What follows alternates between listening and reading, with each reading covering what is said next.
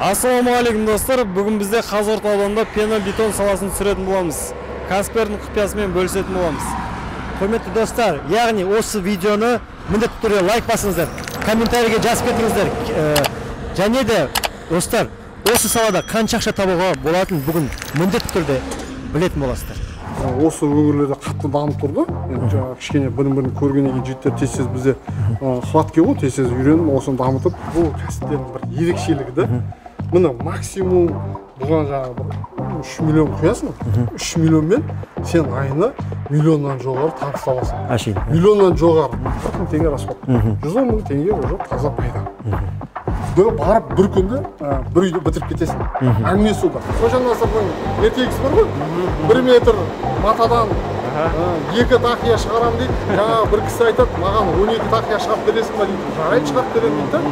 12 білен мында тақия шығарып береді. Яғни бізде жоқ деген нәрсе жоқ десеңізші. Мен де мысалы бізде жоқ деп айтпаймыз. Конкуренция мысалы айтып қой жаңағы Алматы, Тараз, Шымкентте көп те болмайды, бірақ соғылып жатқан үйлер одан да көп та. Одан да көп та.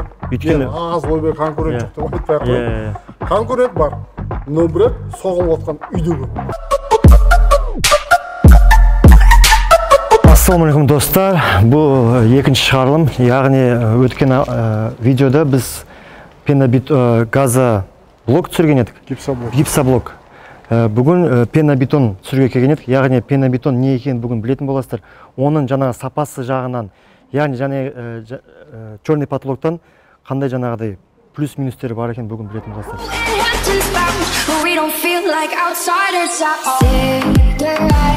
In tiny liquor bottles, just what you expect inside her new Balenciaga. Cigarettes in tiny liquor bottles, just what you expect inside her new Balenciaga. Cigarettes in tiny liquor bottles, just what you expect inside her new Balenciaga. Албаки, ассалаумағалейкум, тағы да. Жағдайларыңыз жақсы ма? Кәсіптеріңіз дамы берсін. Негізі енді пена-бетон көбісі бізде қазақ елі, негізі қарапайым халық черный потолок үйреніп қалғанда. Енді бұл қазір жаңа заманға сай черный потолок қой жалпы пена-бетон. Ассалаумағалейкум, қош келіпсіздер. Мынау Қазығұрт өңіріне, Қазығұрт аудан орталығында. Бұл пена-бетон туралы бір ақпарат беріп жүрейін. Бұл пена-бетон деген цемент, кішкене құм, маркасы төмендеу болады, төмендеу аздау қылып, черный потолокқа құйылады қазіргі заман талабына сай. Бұл құрт құмырсқа андай қылмайды, лайдан 10 есе жеңіл болған есебінен уже оған балка тастау шарт емес үйге. Үйді соғып, жаңа черный потолок қоятын кезде балка қояды ғой. Ол балка қазір білесіздер қымбат. Балка средний 10 мың болатын болса, стропила енді одан 2 есе арзан шамасында. Ол біріншіден содан эконом болады, жаңағы үнемдейсіздер. И оның үстіне мынандай пена-бетон жеңілді құйса болады. Бұл кәдімгі басқа теплоизоляционный материалдарға қарағанда бұл кәдімгі цемент, құм қосса да болады, қоспаса да болады. Оның өзінің әдістері бар, оны айтамыз, келешек келген адам, сұраған адамдар. Оны соған лайықты жеңіл болады бұл. Жеңілден бұрын бұл бетон кәдімгі. Бұл не олды? Әрмейді, шірімейді, құрт құмырсқа жемейді. Бәке, пена-изол мен пена-бетонның айырмашылығы қандай? Пена-изол деген мен енді өзім кішкене көрдім, зерттеп қолмен ұстап. Бұл жаңағы мақта сияқты затта. Бұл жаңағы мақта сияқты. Оны жаңағы тоже паразитон мембрана төсейді екен, жаңағы пена-изолды құяды екен. Оны төбесінен тағы қаттау керек екен. Бұл жаңағы көп ұзақ мерзімге шыдау үшін жоғарысын жабу керек. Потолокқа одан бөлек пена-изол, пена-бетон одан бөлек тағы қандай материалдар бар? Тағы эковата бар. Крышаға именно төсейтін материалдар. Эковата бар. Эковата дегеніміз ол да жаңағы андай макулатура. Ұнтақталған қағаз. Ол жаңағы химиялық обработкадан өткен. Оның әр материалдың өзінің бір ерекшелігі бар да. Олар жаңағы мысалы эковатада, пена-изолда жұмсақ зат қой. Ертең басылса ол қайт көтерілмейді ол. Ол жаңағы сондай деформацияға ұшырауы мүмкін да, басса әркімде әртүрлі жағдай ғой. бұл мынау пенобетон, бұл бетон кәдімгі ең жеңіл маркасы. Тұра береді. Бұл енді бұның екеуі екі түрлі зат. Бұл енді бетон. Аналар сондай жұмсақ зат. Жұмсақ материал. Енді ана екеуінде өзіне жараса бір ерекшеліктер бар. Мысалы, мынандай жағдайлар болуы мүмкін да. Біреу үйін ремонттап қойған, жоғарғысы патологы андай Құйылмаған әлі. құйылған, жұқа құйылған болуы мүмкін. Сондай жерген экавата, пеноизол, жаңағы стекловата, дополнительный кете береді. пеноплекс, сондай тастайды да, жоғары жақ. Сондай жерлерге жақсы, одан ақпайды. Ана пенобетонда ол қоюлау қылсаң, ол да ақпайды, но бірақ ақ кету мүмкіншілігі бар да. 100% болмаса да бір тоже қоюлау, құйып, андай қылсаң ақпауы мүмкін, но бірақ какой-то бәрі бір жерден болса, бір жерден ақса, ана ремонтты бұзып қою мүмкін. Сол үшін бұны новый үйлерге құйылады основной. Ішінде әлі ремонт жүрілмеген. Ремонт жүрілмеген жерлерге құйылады да. Құйылған жерлер, жаңа ремонтталған жерге де құйғанбыз бір-екі жерге.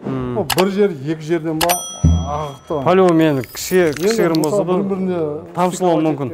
Жерлерден кішкене өтеді. 100% гарантия деп мойынға алуға болмайды бұны.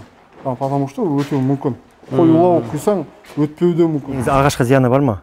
Жоқ, ағашқа ешқандай зиян жоқ. Химикаты, ешқандай химикаты жоқ қой? Жоқ, химиялы емес. Бұның құрамы сол жаңағы пенообразователь, цемент. Құм қосылады, қосса болады, қоспаса. Яғни балка кемінде 5-6 мың теңге тұрады қазір құны.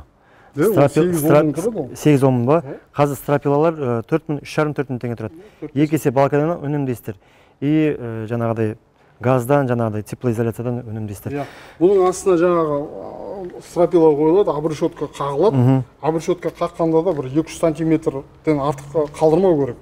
Ертең оның үстінде жүрген, құйып атқан жігіттер аяғы түсіп кетуі мүмкін. Сондай моменттерді ескеру керек та. Потому что оның бетіне жаңа обрешетканың төбесінен теплоизоляционный мембрана төселеді. Ол жаңа параизоляционный мембрана дейді. Ол жаңа астынан келген ылғал, зәкті жоғары қарай шығарып тастайды бетонға. Қазақстанға келгенде бұл бизнес негізі қанша уақыт болды? Бұны келгенде бір 4-5 жыл болған. Одан да көп болуы мүмкін. Бұл нәрсені бірақ қазіргі таңда жаппай қолданысқа ие болып отқанына бір 2 жыл, 3 жыл болды. 2-3 жыл болды. Енді бұл тағы да бұл Алматы өңірінде, Алматы, Тараз, Шымкент, осы өңірлерде қатты дамып тұрды. Енді кішкене бірін көргеннен кейін жігіттер тез бізде хватке ғой, тез үйреніп, осыны дамытып, көбейіп жатыр. Жұмыс барысында 3 адам жұмыс жасайды, бізде 3 адам болғанда, бізде даже 4 адам жұмыс жасайды. Бір жігіт жаңағы бәрінің басшысы, машинаның аппараты әкеледі, бәрін ұйымдастырады. 3 адам жаңа жұмыс, ол үшін бәрі 4-еуде жұмыс жасайды. Барған жерді тез бітіріп қайту мақсатында да, енді 3 адам да негізі үлгереді бұл. Бір адам жаңа жоғарысына шлангын ұстап отырады, 2 адам төменде замесін бәрін дайындап жіберіп отырады. Көлікке қандай не болған дұрыс? Қандай көлік болған дұрыс? Енді қараңыз да. Алып жүргенге. Бұл да бір әдемі сұрақ. Бұл газель жаңағы жүк машинасына қойса болады. Төбесі ашық. Төбесі ашық болса, ашық болған желательно, потому что жабық болса оның ішінде тұншық болады. Мынандай прицепке де болады. Бірақ прицептің ұзындығы 3 метрден кем болмауы керек. Ұзындығы? Ені 1,5 метр болады, ұзындығы 3 метр болады. Кейін лажы болса, мысалы, двухосный дейді да, 4 дөңгелек. 4 баллондық. 4 баллондық. Неге десеңіз, бұл тасымалдау кезінде трассада қаттырақ жүрген кезде мынау ойнап кетуі мүмкін.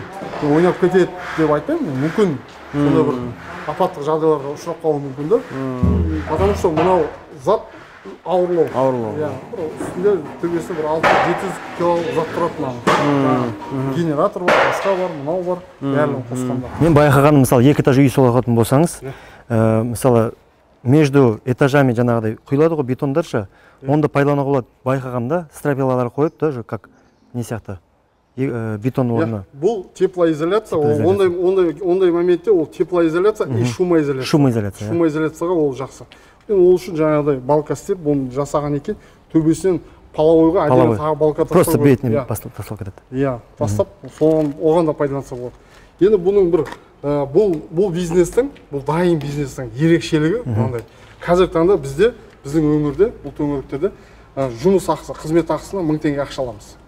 Мен ойлаймын 1000 теңге қазір ол бір орташа баға. Неге десеңіз, мына жерге стяжка қойдырсаңыз да 1500 теңге ақша аласыз. Ұсталар да? Дұрыс, иә. Мына сені черный патологға мынаны құйып, бәрін тексіп жасап беруіне 1000 теңгеден төлейсің жұмыс ақысына. Қалған материал енді жаңағы үйдің иесі алса болады.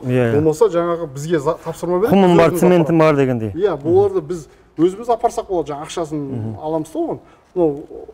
Түбінде 1000 теңге жұмыс ақысына аламыз. Бірақ мынау екеуінде 2-4 ойысты дейді. Оған уже сіздерге категория керек болады. Жоқ, категория керек емес. Категория керек. Жоқ, мына прицепті қазір мына заводской прицеп нөмір алғанбыз. Кәдімгі жоқ, бәке мынаусында егер бір баллон болатын болса, категория керек болмайды, ал 4 баллон болатын болса, категория керек болады. Мен міне қараңыз, техпаспорт бар менде. Б категориямен сүйреп жүре береміз. Қайда кетті? Категория керек емес па 4 ойысқа? Жоқ.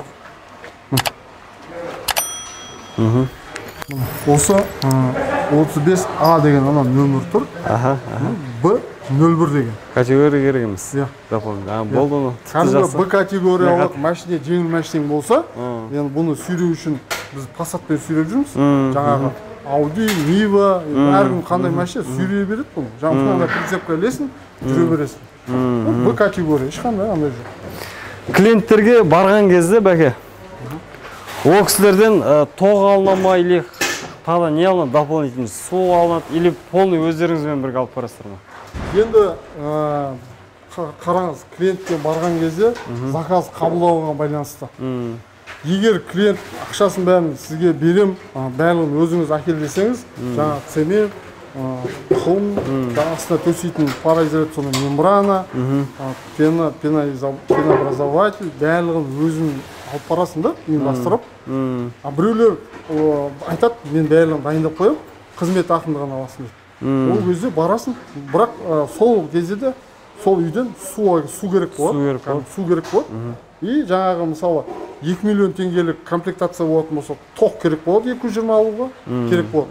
А егер жаңа 3 миллион теңгелік комплектация болатын болса, уже тек қана су аласың, обед берсе, обедін ішесің, бермесе өзің апарасың обедін. Берсе берді, бермесе өзің іше бересің. Нетке қарап енді, нәртілі адамдар бар енді. Бұл бизнеспен айналысып жатқаныңызда қанша уақыт болды? Бұған да бір былтыр қанша күзден бастап айналысып жатырмыз. Былтыр көктемнен басталып, күзде уже осыны дайындап, осындай андай жаңағы өзі сатумен айналысып. Маржасы жақсы болғаннан кейін айналысып кеттім дейсіз ғой? Иә. 1 квадраттан қанша қалады? Бұл кәсіптердің бұл кәсіптердің бір ерекшелігі да. Міне максимум бұған жаңағы 3 миллион құясың, 3 миллионмен сен айына миллионнан жоғары табыс табасың. Миллионнан жоғары. Жоғары деп не үшін? Ол шексіз. Шексіз. Потому что бұның мына өнімділігін айтайын да, қараңыз. Мына 1 кубовый. 1 кубовыйда 1 сағатта 5 куб замес дайындалады ма? 5 куб деген, біз жақта 10 сантиметрден құйылады. Басқа суық региондарда может қалыңдау құйылатын шығар. Қалыңдау құйылғанмен, соған соответственно қызмет ақысы. Стандарт негізі 10 сантиметр, иә? Бізде 10 сантиметр. Біздің регионда 10 сантиметр жетеді бізде. Қанша квадратқа жетеді сонда? 10 квадратқа жетеді. Мынадан шыққан бір замес 10 квадратқа жетеді. 1 сағатта 5 квадрат құйсаңыз, жаңа бәрін дайындап болған деген құю процесінде 50 квадрат құйылады сонда. 1 сағатта. Сіз қараңызда 1 сағат. Таңертеңнен кешке дейін қанша уақыт бар ғой? Мына мен енді қараңыз, 8 сағат жұмыс жасасаңыз, 400 квадрат құя аласыз. Минимум да, мысалы. Максимум ба, қалай? 400 квадратқа дейін құюға болады. Негізі неше адам істейді бұны? Бұда қараңыз, бұда 3 жігіт жұмыс жасай береді. Біреу замес дайындайды, иә? Иә, замес дайындайды, қасында біреу жаңағы жәрдемші болады, бір адам жоғарыда ана степлерін қадайды, жаңағы шлангымен құйып отырады. Общий 3 адам жетеді. 3 адам. Оларға 4-ші адам, тоже бізде 4 адам болып жүреді. Неге десеңіз, бізде 4-ші адам, бізде ол как бы осының бәрін басшысы. Өзі руководитель. Руководитель. 3 адам осыны жұмыс жасайды.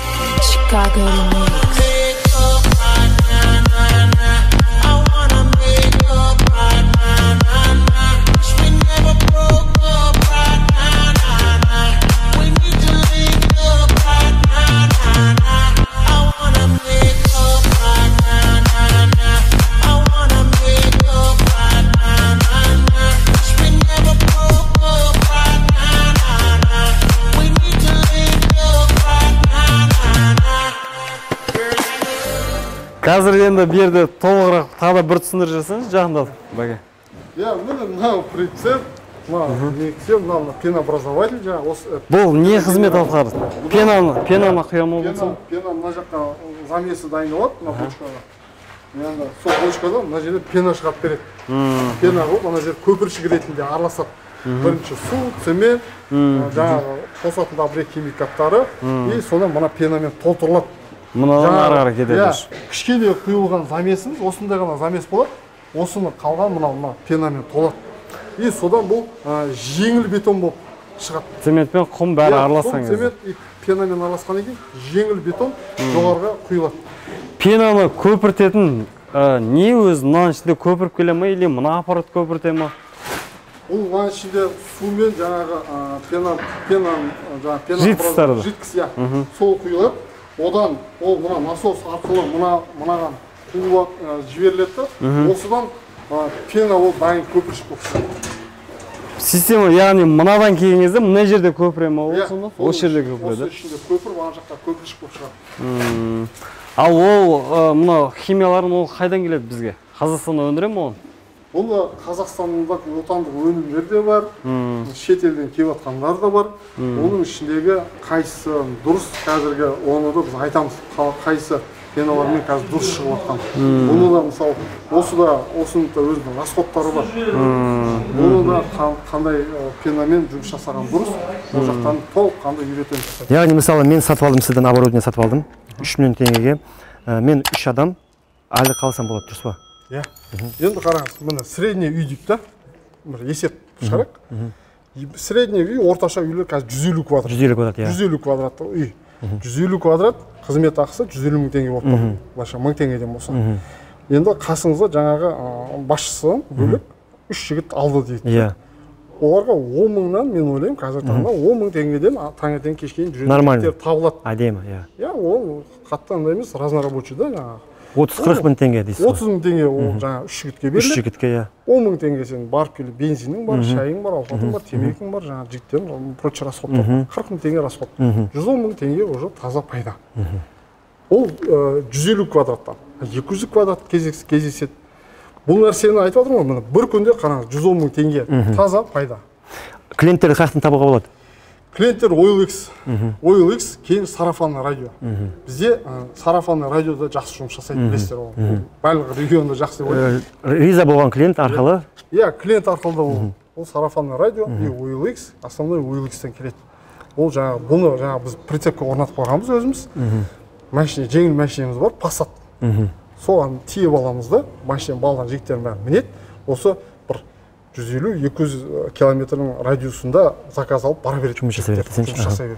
Бұның бір ерекшелігі қараңызда, бұл аппаратпен бір кубовыйдан барып бір күнде бір үйді бітіріп кетесің. Әңгіме сода. Жаңа сен қасында жаңа разнорабочий жігіттер бар ғой.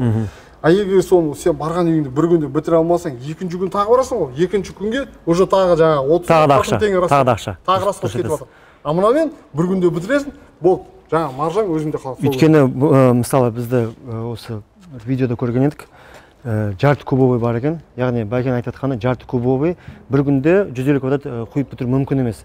Яғни осы аппарат егер алатын болсаңыздар, бір күнде бір үйден шығып кете бересіз. Егер адам жалқау болмаса, яғни 30 күнде 29 күн клиент табылады, дұрыс па? Клиент табылады. 30 күнде 29 күн клиент табылады. Бәке, бұл қазір құю процесі ғой, иә? Иә, бұл құю процесі. Бұл жаңа біздің жасаған газовод пештің төбесі.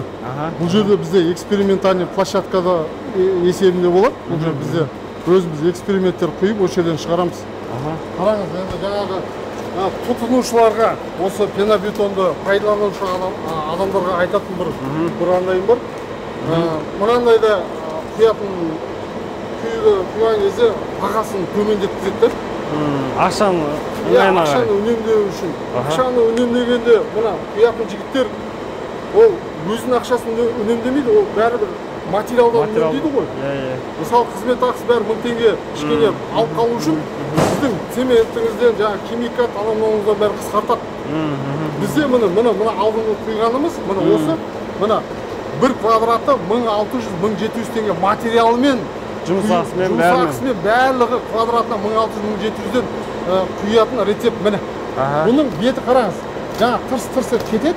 Ол бірақ беті ғана бір 2 сантиметр жер кетеді. Ары қарай бәрі мықты. Бұл енді сәл арзандау варианты ғой, Иә, арзандау вариант. Негізі міне қазір құйып жатқан бұл сапалы вариант. Сол үшін мен осындай пенобетон құйдыратын адамдарға айтатыным, сіздерге жаңағы баяғыдан бір Қожа Насырдың ертегісі бар ғой, 1 метр матадан 2 тақия шығарам дейді. Жаңағы бір кісі айтады, маған 12 тақия шығарып бересің ба дейді. Жарайды, шығарып беремін дейді. 12 мынандай тақия шығарып береді. Сол осында. Яғни бізде жоқ деген нәрсе жоқ десеңізші. Мен де мысалы бізде жоқ деп айтпаймыз. 1000 жарымнан құйып бер десе де құйып береміз квадрат материалмен. Но бірақ бәрібір әр нәрсенің өзінің сапасына. Иә, сапа мен баға бір жүрмейді. Сапа бәрібір кішкене қымбаттау жүреді. Сол үшін мен айтар едім, негізі қызмет ақыны бөлек келісіп, бетонды барлығын жаңағы тұтынушы өзі әперсе, ол уже сенімді болады. Там төбесіне оның крышасына не құйылып жатқанын көзбен көреді. Қанша материал кетті, не істейді. Көп сондай осындай жағдайлар көп болады бізде. 1000 жарымнан да құйып жатқан жігіттер бар. 1000 жарым ол қалай құяды оның? Материалын бәрін экономдай, ол басқа вариант жоқ. Ол сияқты уже сықырлап тұрады да, сәл-сәл бет жағы. Кетеді бұл. Иә, мынандай нәрсе қойған Нұреке да, қараңыз, жаңа айттық қой біз бұрын лаймен істейміз, асарлатамыз енді. Бір погрузчик керек. Погрузчик шақырасың, асарға шақырасың. 10 адам кемінде. Туған туысқаның бар, бауырларың, достарың бар, класстастарың бар, шақырасың. Мен ойлаймын қазір ешкім уақыт жоқ. Қазір сен шақыршы біреу. Өзің мысалда біреу бір жерге шақырса, жалынасың же. Иә, потому что өз заман сондай болып тұр. Қазір бұрындағыдай асар екен деп келмейді. Вот асарға келді дейік та. Асарға келгеннің бір 10 адам отырып, дастархан жасайсың. 5 адам жұмыс істейді, қалғандар дастарханда отырады. Ол железін. Ол топырағын сатып аласың. Не сатып аласың? Несін бәрі сатып аласың. Короче, бәрібір сол ақшаға қой соясың. Қой кішігірім новоселье жасайсың ғой негізі. Ол мынада ондай емес. Келеді жаңа 4 жігітке ақшасын бердің, шайын берсе берді, бермесе бір күнде құтылып кетесің. Белінде ауырмайды. Иә. И еще кішкене бір күнде жұмыс бітеді. Мысалы, сіздердің клиент сатып алды. Қанша уақыт оны жаңа үйретесіздер, и мысалы ертең уже өзі бастап кеткеннен кейін бір нюанстар туылады. Обязательно любой жұмыста нюанстар туылады. Соны қанша уақытқа дейін алып жүре аласыз сол клиентіңізді? Біз ондай нәрсені бізден алған жігіттерге біз әрдайым қол ұшын беруге дайынбыз. Өзімнің білетін тәжірибеміз бөлісеміз. Бөліскенде бізден ол мысалы ұзақтан алған болса ол жаққа бармаймыз ғой. Телефонмен, видеомен сөйлесіп, ол мәселелер неден болып жатқанын анықтап, анықтап, ол қолдан келгенше ол әрдайым. Ол бізден алдың. Ол потому что ол бізден мынандай болғанда, былтыр бізден бір жігіттер алды. Осы былтыр алды, биыл тағы біреуін алды. Көрдіңіз ба? Бәке бұның қазір бетін құйып болғаннан кейін тегістеледі ғой, иә? Иә, бұны тегістесе де болады, тегістемесе де болады. Бұл негізі жаңағыдай мына астына теплоизоляцион, пароизоляцион мембранасы төселгеннен кейін, оны негізі төбесіне жылынға тартады да. Кішкене жаңағы, мысалы үшін мына құйылған екен қанша қалыңдық екен білмей қаласың ғой. Осыны жылға тартып құяды. И соған соответственно мына проволокамен тартып иә, тартып тегістеп шығып кете береді. Бұл кәдімгі пенобетон. Бұның маркасы D200, D300, D400-ға дейін құюға болады. Бұл жаңағы кішкене қайтып айтсам бір кубический метрге сонша салмақ бар да мысалы. D400 деген сол бір кубта 400 киловатт зат бар. Өзінің берілген нормасымен салмағымен есептеледі да? Ода 400-ден жоғары қарай ауыр болып кетеді. Бұл жеңілдеу тұрып құя беру керек. Бұл қанша күнде кебеді бұл? Таза? Бұл таза кебуі негізі жаңағы кітап бойынша, технология бойынша 28 бір ай деп берілген. 28 енді бізде мысалы күн ыстық, ыстық кезде құйсаң ол 20 күнде, 25 күнде кеуіп қалады. Кішкене төбесіне шығып жүруге болатындай дәрежеге жетіп қалады да. Сондай. Клиент көп болғаннан кейін уже? Иә, уже сондай дәрежеге жетіп қалады. Конкурент көп па? Неден? Пенобетонда. Конкуренция, мысалы айтып ғой жаңа Алматы, Тараз, Шымкентте көп те болуы мүмкін да. Бірақ соғылып жатқан үйлер одан да көп та. Одан да көп та. Өйткені аз ойбай конкурент жоқ деп айтпай ақ қояйын. Конкурент бар, но бірақ соғылып жатқан үйде көп. Мысалы мынандай да, қазір адамдар мына конкурент біреудің жаңағыдай не тәжірибесі мол, оның клиенті көп дейді да. Сіз тәжірибеңіз қазір бізден алдыңыз, сізде жаңа не дейді, андайыңыз аз да, жаңа не дейді, клиентің аз да, сарафанный радио. OLX-ке бересіз, адамдар күтпейді. Иә. Анаудың 10 күннен кейін барып құйып берем дейді ғой, мысалы. 10 адамның 10 күн құю керек қой. Сенің бос тұрсың да, адам соншалықты үйлер соғылып отқаны көп, барлығы асығыс. Яғни клиенттер көп. Ертең жасап бер дейді. Барасың, клиент деген... Қазір адамның бәрі өзі асығыс, негізі бәрі уақытқа қарайды, негізі бәрі жаңағы уже жоспарлап жүреді уақыттарында. Яғни, егер жұмыс жасаймын десеңіздер, егер бизнес керек болса, негізі ең оптимальный вариант. Жаңағы кафе, ресторан ашқанша, болмаса жаңағыдай бір үй салып, жаңағыдай бір басқа бір бизнеспен айналысқанша, негізі тез көтерілетін, тез аяққа тұратын бизнестің түрі осы. Және де сіздерде еще Каспий рассрочка бар, жаңағыдай кредит арқылы болады. Хом, Евразия, Альфа, Каспий арқылы бізде соны кредиттер бәрі. Яғни только жаңағы жұмыс жасаймын деген адам болса, кез келген бізден тек қана аппарат алады. Қаласа банк арқылы алады, қаласа жаңа неді ақшалай сатып алады, наличный сатып алады. Бұл қалған нәрсесінің барлығы шешілген, бізде келген кезде жататын жерін бар. Жақсылап күтіп аламыз, әбден үйретеміз. Арғарай жұмысын жасай береді. Жаңа OLX-ке дұрыс рекламасын салса, бұған әрдайым клиент бар. Бәке, бұның бағасына келсек, бағасы қанша? Бұның жаңағы ең қызық жері осы баға ғой. Бұл қалай, қанша қараңыздан. Бұны екі тәсілде комплектация дейді да. Бұна құрылғы қалады. Бұны комплекті жасайды жаңағы. Жаңына қосатын құрылғылар бар. Оны тек қана жоғарға черный потолок жаңа крышаға құюға болатын болса, оның комплекті жасап береміз, ол 2 миллион теңге болады. 2 миллион теңге. 2 миллион теңге комплекті жасалды. Оған жаңағы не кіреді? Мысалы, мына жердегі редуктор, мотор, 2 компрессор кіреді, вакуумный насос кіреді, и шланга кіреді. Ол уже дайын болған, дайын комплект. Только пенобетонға. Пенобетонға, черный потолокқа. Оны бар жаңа өзінің бір техникасы ма бірдеңе орнатып алса, бұл уже дайын бизнес. Қалған ештеңе алмайды. Жасап кете береді. Екінші вариант? Екінші варианты тағы да тек қана кірпіш құям дейтін болса, черный потолок құюға болмайды. Пеноблокта құюға болады ғой? Пеноблокта құюға болады. Ол тек қана кірпіш құям дейтін болса, пеноблок, ол да 2 миллион теңге болады. Машалла. Тек қана кірпіш құйылады, бірақ черный потолокқа уже тағы қосу керек. Ал егер мен кірпіш те құямын, черный потолокта құямын дейтін адам болатын болса, оның комплектациясы 3 миллион теңге болады. О, машалла. Яғни уже жаңа 2 миллион, 4 миллион емес, уже 3 миллион болады. 1 миллион теңгесін өндейді. Ол 3 миллион теңгелік комплектацияда не кіреді? Мотор, редуктор, мотор 380 болады. 380 вольт берді, 380 вольт. Компрессор берем 380-дік, 380 вольттік. Генератор берем 380-дік. Ол потому что 380 барған үйде 380 жоқ. 220 ғой, жоқ 380. 380 генератор берем, частотник берем оған. Бұның бәрі. Перебой істемеу үшін, да? Тоқ перебоймен істемеу үшін, да? Оның өзінің әдісі бар. Частотник, генератор, жаңағы насос и пенообразователь, пеногенератор дейді. Ол 3 миллион теңгелікті дайын кәсіп. Бұл уже универсальный. Ол да барлығы бар. Қанша күнде үйренеді? Оны бір күнде ғой. Бір күнде. Бұны бір қатты бір қиын ештеңе жоқ. Жаңағы қанша уақытта, қанша зат салу керек екенін жақсылап бір көріп алады. Жаңа өзіне құйып көрсетеміз. Болды, ары қарай ол адам істеген адам істейді. Құрметті достар, яғни егер де бизнеспен айналысам десеңіздер, бүгін тағы да бір кәсіпкер құпиясымен бөлісіп кеттік. Яғни қазір процесске барамыз, қалай құйып жатқанын бәрін көретін боласыздар. Құрметті достар, негізі керемет шанс. Қазір әлі конкурент көп емес, әлі сұранысқа ие саланың бірі. Ертерек бастап кетуге, әрекет жасап кетуге сіздің қолыңызда. Бұл да пенобетон құрылғысы. Бұл 0,5, жаңа 5,05-тік кубтық. Бағын айтып кеткендей. 0,5 кубтық. Бұл вертикальный дейді, бұны жаңа тікелей тұрған бұл аппарат. Бұл баротехнология дейді. Анау жаңағы органикалық пенамен құйылса, мұнау синтетикалық пенамен, жаңа пенообразователь. Екеуінің айырмашылығы неде? Айырмашылығы анаған пенаны шығарып барып араластырасың да, көпіршік күйінше. Анада ондай емес.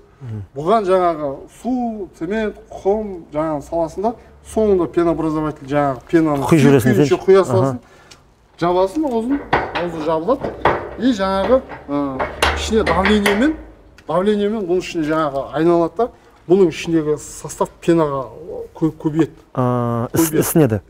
Бұл мына біздің құрылғымыз әбден тексерістен өткен 2,5 атмосфераны оңай ұстайды. Бұны бір күнде қанша квадрат құюға болады осымен? Бұмен бір замесі, бұның бір замесі жаңағы 0,5 куб. 10 сантиметрден 5 квадратқа құйылады. Анадан 2 есе аз. Но бірақ бұл 100 квадраттан асық құюға бола ма? Бұл бірақ құйғанда қараңызда, бұмен тәжірибеге бір-екі ай тәжірибе жасап барып, оны тез қимылдау керек те. Мұнаған қарағанда мұнау уже 2 есе не? 3 адам жұмыс жасайды, бірақ адамдардың тәжірибесіне байланысты. Жылдамдығына байланысты. Кейіннен уже біздің жігіттер күнде 100-150 квадратта бір күнде құйып. Бұның бағасы қанша деп вас? Бұның бағасы қараңыздар, құрылғы, компрессор берем, кейін бұның бір ерекшелігі 220 мен жұмыс істейді. Бұл барған жерде жаңағы біз стабилизатор береміз, мықты стабилизатор, комплектіде. Стабилизатор, құрылғы, кейін жаңағы компрессор. И жаңағы шлангысын береміз, и үйрету тегін. Барған үйден тоқты прям сояқтан алады да, мұнаны жұмыс жасап, сол жерде бұл құрылғы, осының барлығы дайын бизнес 1 600 000 тұрады. 1 600 000. 2 есе арзан есебі. 1 600 000 мұны 0,5. Бұның жақсы жері жаңағыдай бұған уже не керегі жоқ екен. Жаңағыдай 380 трансформатор керегі жоқ екен, 220 мен істейді екен. Ерекшелігі. И жаңағыдай 2 адам жасауға бола ма бұда? 2 адам да болады. Жоқ, 3 адам болу керек. Неге десең, жоғары жақта шлангын біреу ұстап тұру, астында 2 адам дайындап беріп тұрады. Мына қызмет жасайды. Құрметті достар, егерде жаңа ақшаңыз аз болса, осымен бастап кетерсеңіз болады. Жаңағыда 1 600 000 деп жатыр. Егер жаңағы жоқ, мен сразу үлкен ақша тапқым келеді, үлкен объемда жасағым келеді дейтін болсаңыздар, осы 3 миллион теңгеге алсаңыздар болады. 3 миллион теңгелік, 2 миллион теңгелік те андай варианты бар. Варианты бар, жаңа егерде қыш құймасы. Тек қана бір нәрсені ғана айналсам дейсің болса, ол сонысы да бар. Жақсы жері жаңағыдай бұны үйде бір күн қышын құюға болады, бір күн жаңағыдай пенобетон құюға болады. 2 в 1 да? Әр нәрсе қолдан келгенше. Үйрету тегін, жататын жер тегін. Үйрету негізі қош келдіңіздер. Негізі үйрету өзі кемінде где-то 1 миллион теңге кетеді. Өйткені адамның тәжірибесі бар, оның уақыты бар. Бәкем мысалы уже 1 жылдық уақыты кетті, 1 жылдық тәжірибесі кетті.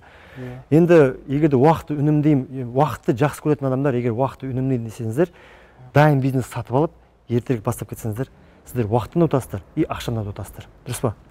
Бәке, енді бастайын деп отқан кәсіпкерлерге қандай қосарыңыз бар? Енді қараңыздар достарға, енді мынандай да бір әңгіме бар да. Бұл өмірде ештеңе істей алмай кеткеннен гөрі істеп көзбен көрген дұрыстар тәжірибе. Мен көп жұмыстарды жасаған, мен жаңағыдай барлық нәрсе бірден менде болып кетпеген, біраз нәрсені өткергенбіз. Оны болмаған нәрсені, мысалы бір нәрсе бастадың, ол болмай қалса ше, оны тәжірибе деп білу керек. Зато сен көріп алдың. Істемей өкінгені, істеп өкінген жасы дейсіз. Біліп өтесің. Ештеңе жасай алмай өткен, мен ойлаймын, ол дұрыс емес та. Ештеңе жасамағаннан көріп, ананы көріп, мынаны көріп, ананы есептеп, мынаны есептеп, ақырында ештеңе жасамау ол дұрыс емес. Бұл нәрсе болатын тірлік. Міне біз жасап жатырмыз, қанша уақыттан бері нан жеп жатырмыз. Жалғыз мен емес, мына жерде мына салада 4 бала, мына газоблок саласында 5 бала, ана гипсоблокта 3 бала, ана жақта сварщиктер бар. Біраз жігіттер семьясын бағып жатыр осымен. Ол болып жатқан нәрсе. Біз кішкене ауданда тұрып осындай әйтеуір шүкіршілік бір дәрежеге жетіп отырмыз. Неге жасамасқа? Яғни мен өзім көріп тұрмын, ауданның өзінде осыншама жұмыс атқарылып жатыр. Жұмыс бар, клиент бар, яғни бастауға смело болып, қорықпаңыздар, еш нәрседен. Алла берекесін берсін кәсібіңізге. Все, сіздерге Құда қаласа сәттілік, мына каналдарыңыз дами берсін, оқырмандарыңыз көбейе берсін. Аумин. Сіздер мысалы осы бір себепкер болып отырсыз біраз адамдарға келешекте білмеймін енді қаншалықты, но бірақ біраз адамдар осыны көріп өзінің семьясын, отбасын бағалатындай бір дәрежеге жетіп осындай отқанға сіз де себепкер боласыз. Сізге де Алла берекесін берсін, дендеріңіз сау болсын, бір-бірімізге жақсылығымызға қызмет жасап жүру керек. Рахмет бәке, аман болыңыздар. Алла берекесін берсін.